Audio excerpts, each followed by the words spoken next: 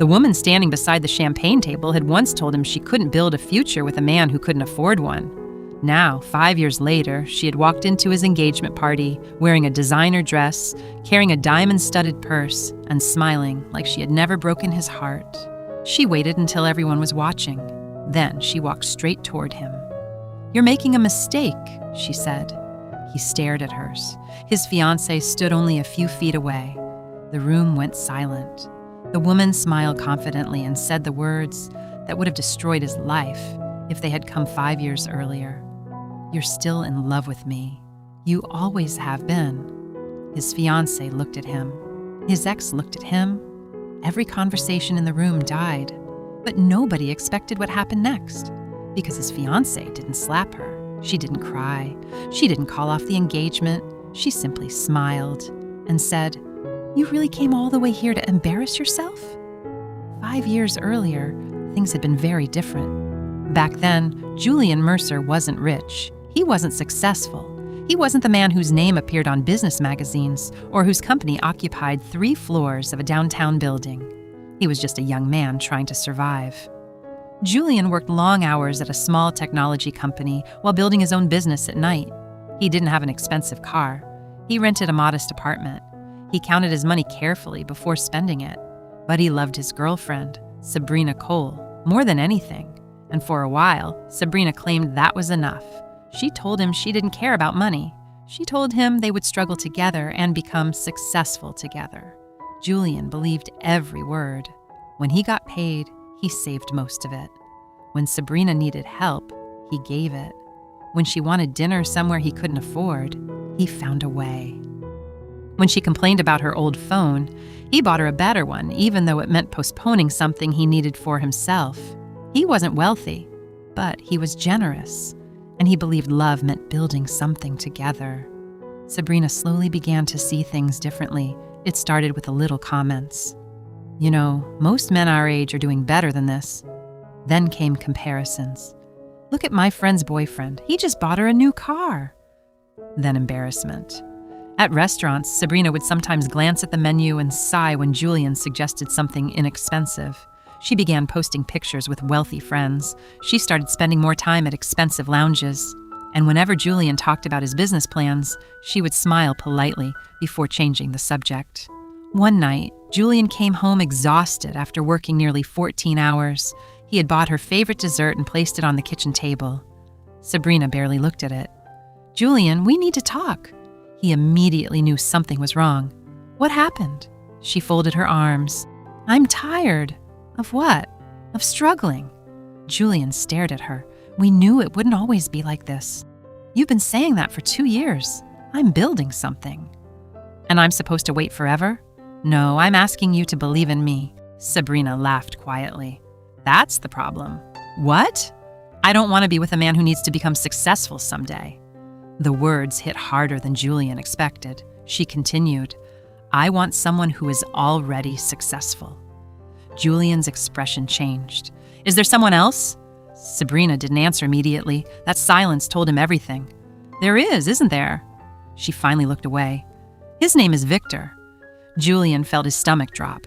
Victor was older, successful, well-connected, and very wealthy. He had recently started appearing in Sabrina's social media posts. Julian had noticed. But whenever he asked about him, Sabrina said they were just friends. Apparently they weren't. "I've been seeing him for a few weeks," she admitted. Julian swallowed. "So, you cheated on me. I didn't plan for it to happen." "You still did it." Sabrina sighed. "Julian, be realistic. You can't give me the life I want." He stared at her for several seconds. "Then why didn't you leave before cheating?" She had no answer. That night, Sabrina packed her belongings. Before leaving, she looked back at him. "I hope you understand someday." "Understand what?" "That love isn't enough." Then she walked away. Julian didn't chase her. He didn't beg. He didn't send desperate messages. But when the door closed behind her, he sat alone in that tiny apartment and finally allowed himself to break. For weeks, he barely slept.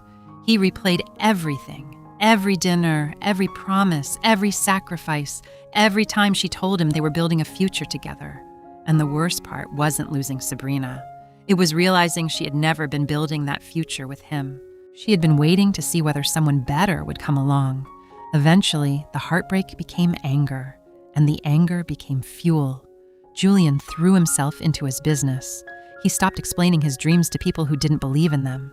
He stopped trying to impress anyone. He worked every morning, every night, weekends, holidays. While Sabrina was enjoying expensive dinners with Victor, Julian was sitting alone in his apartment writing business plans. While she traveled with him, Julian was pitching investors.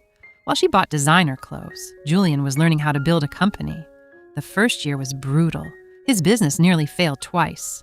One investor disappeared at the last minute. A major client refused to pay. Julian even considered taking another job, but he remembered Sabrina's words. "I don't want a man who needs to become successful someday." So he decided he would become that man, not for her, for himself. 3 years later, Julian's company exploded. A product he had developed with a tiny team became incredibly successful.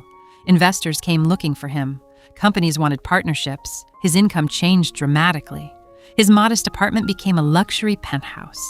His old car was replaced by something he'd once only seen in magazines. But the biggest change wasn't his bank account. It was him. Julian was no longer desperate for anyone's approval. He had learned something painful. A person who leaves you when you're struggling doesn't deserve access to you when you're thriving. And then he met Amelia Hart. Amelia wasn't impressed by his money. That was the first thing Julian noticed. They met at a charity event. Julian was there because his company had sponsored the event. Amelia was helping organize it. She didn't know who he was. In fact, she spent 20 minutes complaining to him about a broken microphone before realizing he was the guest whose company had funded half the event. She immediately apologized. Julian laughed. "You don't have to. I just spent 20 minutes complaining to you. I've had worse meetings." She smiled. That was how it started. There were no expensive gifts, no questions about his net worth, no demands. Amelia liked quiet coffee shops. She liked bookstores. She liked long walks. She laughed at his terrible jokes. And when Julian told her about the years when everything went wrong, she never asked how much money he had made afterward. She asked, "How did you survive it?" That question stayed with him, because Sabrina had always asked what he could provide. Amelia wanted to know who he was. Their relationship grew slowly. There were disagreements. There were difficult conversations. There were moments when both of them had to compromise. But there was something Julian had never experienced before: peace. Amelia didn't make him feel like he had to earn her love. She simply loved him. Eventually, Julian proposed, not with a massive public spectacle, not on a yacht, not in front of hundreds of people. He proposed during a quiet weekend trip. Amelia cried. Then she laughed. Then she said yes. Their engagement party was held several weeks later at a beautiful hotel ballroom. Friends, family members, business partners, and colleagues filled the room.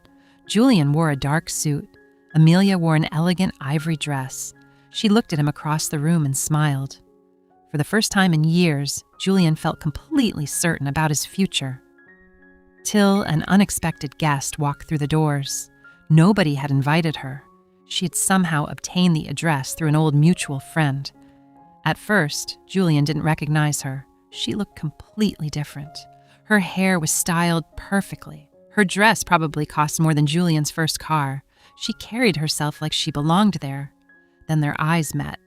Sabrina smiled. Julian's smile disappeared. She walked toward him. "Congratulations," she said. Julian's voice was cold. "What are you doing here?" "Can we talk?" "No." Her confidence slipped for a moment. "You owe me at least 5 minutes." "I don't owe you anything." Sabrina glanced around the room. People were beginning to notice. "Julian, I know this is sudden. It's inappropriate. I heard you're getting married." "You heard correctly." She stepped closer. "I couldn't let you do this without telling you the truth." Julian stared at her. "The truth?" "I made a mistake." He almost laughed. 5 years ago. I was young. You cheated on me. I was confused. You left me for another man because I thought I wanted something different." Julian shook his head. "Then you got it." Sabrina looked down. "Victor wasn't what I thought he was." Julian said nothing. She continued. "He cheated on me." For a brief moment, Julian felt something resembling pity. Then it disappeared. "I'm sorry." Sabrina looked up. "That's all you have to say? I want you to admit that what we had was real." "It was real to me. It was real to me, too." "No," she frowned. "You don't get to rewrite history because you're unhappy with how it ended." Sabrina's voice became emotional. "I loved you." Julian stared at her. "You loved what you thought I might become." She stepped closer. "Maybe I was wrong to leave." "You were. Maybe I should have stayed." "You shouldn't have cheated. I know. And you shouldn't have come here." Her eyes moved toward Amelia. "Is she the reason you're acting like this?" Julian's expression hardened. "Don't involve her." Sabrina laughed nervously. "She doesn't know you like I do." Amelia had been watching from across the room. She finally walked over. Julian turned toward her. "Amelia." She gently touched his arm. "I'm okay." Sabrina looked at Amelia. "You should know something." Amelia smiled. "I've already heard enough." "You don't understand." "I understand perfectly." Sabrina looked at Julian. "He isn't over me." Amelia raised an eyebrow. "Excuse me?" "He still has feelings for me." Julian actually looked stunned. Sabrina continued. "He can pretend all he wants, but people don't just forget someone they loved." Amelia looked at Julian. "Are you over her?" "Completely." Sabrina immediately interrupted. "That's not true." Amelia turned toward her. "How would you know?" "Because I know him." Amelia smiled.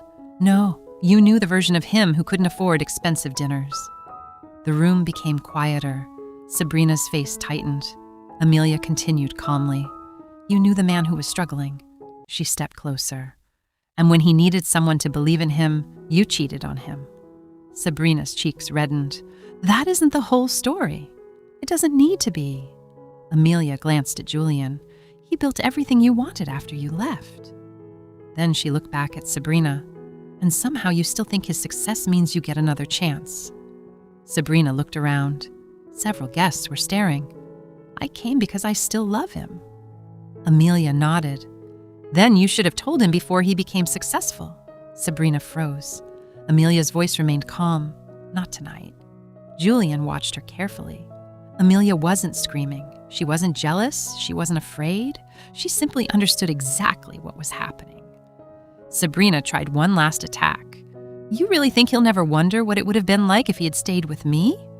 Amelia smiled. "I don't need to wonder." She took Julian's hand. "Because I know what it's like to love him when he has everything." Then she paused. "And unlike you, I'd still love him if he lost it tomorrow." That sentence destroyed Sabrina's confidence. Julian squeezed Amelia's hand. Sabrina looked at him. "You're really choosing her." Julian's answer came immediately. "I'm not choosing between you." She stared at him. "I'm choosing my life." The room went silent. "You had your chance," he continued. "You didn't lose me because I became successful.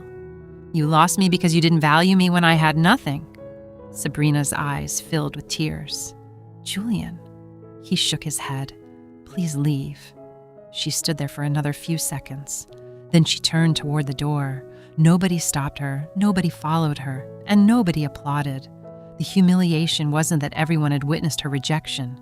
It was that she had arrived, believing she was still powerful over him. She left, realizing she wasn't. After the doors closed, the room slowly returned to normal.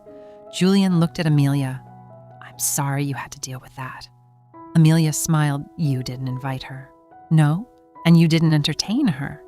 "No." "Then there's nothing to apologize for." Julian laughed softly. "You weren't jealous?" "Of her?" Amelia shook her head. "She left you when you were struggling." She looked toward the door. "Then she came back when you were successful." Amelia leaned closer. "That's not competition." Julian smiled. "What is it?"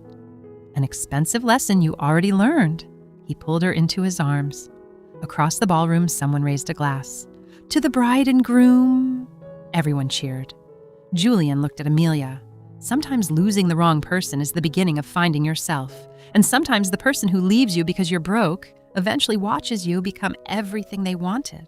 Standing beside him was a woman who loved him for exactly what Sabrina had once considered worthless. The engagement party continued. The music returned. The champagne flowed. Julian never looked toward the door again. And as Amelia slipped her hand into his, Julian realized something he hadn't understood 5 years earlier. The best revenge against a gold digger isn't becoming rich enough to make them regret leaving. It's becoming so fulfilled that when they finally return, you don't even want them anymore.